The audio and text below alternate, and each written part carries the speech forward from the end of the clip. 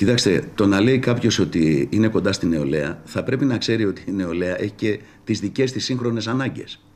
Δηλαδή, ζητάει από τον πατέρα κάθε μέρα και από τη μητέρα χρήματα για να μπορεί να μπει στο διαδίκτυο. Έβλεπα λοιπόν σε συγκεκριμένα σημεία του Άργους, που είχαμε παλιά κάποιο δίκτυο Wi-Fi, το βράδυ να μαζεύονται πάρα πολλοί μαθητές.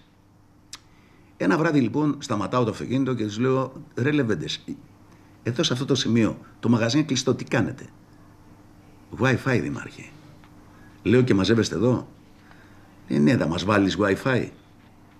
Πώς μπορεί ένας άνθρωπος ο οποίος πέρασε πάρα πολλά χρόνια δίπλα στα παιδιά ως καθηγητής να μην σεβαστεί τη δική του σύγχρονη άποψη? Γιατί το να πηγαίνουν κάθε μέρα στη μάνα τους, να τη βασανίζουν και στον πατέρα τους, ζητώντας χρήματα, γιατί μέσα από τα social επικοινωνούν αυτοί πλέον, και τι να κάνουμε, πώς να το κάνουμε άλλωστε? Αποφάσισα λοιπόν να κάνω μια παρέμβαση και να βάλω κεντρικά δίκτυα Wi-Fi, και τώρα το λέω να τα ακούσουν και οι νέοι, μιας και θα ανέβει και στις δικές τους social σελίδες. Κεντρικό δίκτυο στο κέντρο του Άργους, στο Δημαρχείο. Στο κάστρο του Άργους υπάρχει μεγάλη κεραία, η οποία στέλνει προς την πλατεία Βιβλιοθήκης, πλατεία Δικαστηρίων, στην κεντρική πλατεία του Άργους, στο πάρκο της Αμπεβίλ, στην Αγία Εκατερίνη, στην πλατεία Κυψέλης, στην Παιδική Χαρά, αυτό που λέμε νεανική βιβλιοθήκη, στο τρίτο δημοτικό στη Γούναρη, στο Κουτσοπόδι, στο σχολείο, στην κεντρική βιβλιοθήκη, στην πλατεία, στην Αγία Κυριακή και στο παλιό Δημαρχείο. Και πάμε τώρα λοιπόν στη Νέα Κείο, στην παραλία, εκεί στη Γλίστρα, στους Ναυαγοσώστες και στο πάρκο μέχρι το Τιμένιο. Εδώ μιλάμε και στον Ίναχο, στην κεντρική πλατεία, στην Παιδική Χαρά. Θα συνεχιστούν και στα υπόλοιπα μέρη σιγά σιγά. 10.000 κινητά κατά μέσο όρο. Αυτά τα δίκτυα δείχνουν το εύρος της επισκεψιμότητας. 10.000 κινητά μέσο όρο στους 2 μήνες έχουν μπει, 900 με 1.000 την ημέρα, και υπάρχει online ανάπτυξη για ψηφιακή πόλη. Ξέρετε, εάν δεν μπορείς να παρακολουθήσεις την εξέλιξη, θα σε ξεπεράσει. Αυτή τη στιγμή οι νέοι αυτόν τον τρόπο έχουν να επικοινωνούν. Και μέσω αυτού του τρόπου της επικοινωνίας είναι αυτό που λέμε κοινωνικοποίηση, η δική τους κοινωνικοποίηση.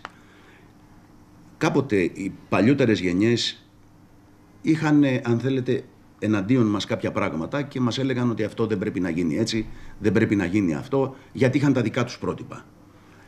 Τα πράγματα άλλαξαν. Συνεχώς μεταβάλλονται και αλλάζουν. Αντί να πάμε να τους αλλάξουμε την νοοτροπία, τους κάνουμε καλύτερη τη ζωή. Και αυτό προσπαθήσαμε να κάνουμε.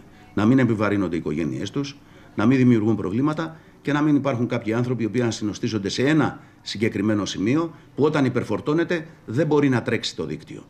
Γι' αυτό λοιπόν κάνουμε αυτές τις προσπάθειες. Ένα δώρο δηλαδή είναι στην νεολαία, λίγα λόγια. Ναι, αυτό καταλαβαίνω. Είναι ένα δώρο στην νεολαία, είναι ένα δώρο στο αύριο του τόπου μας, στα παιδιά που θα στελεχώσουν τον τόπο μας.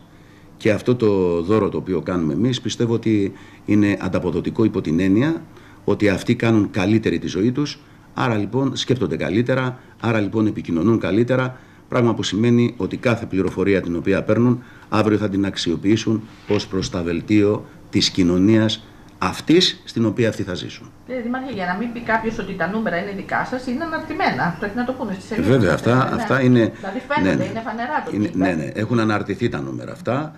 Μπορεί ο καθένας να τα επισκεφθεί να τα δει και βεβαίως μπορεί να κάνει μια βόλτα στις περιοχές αυτές.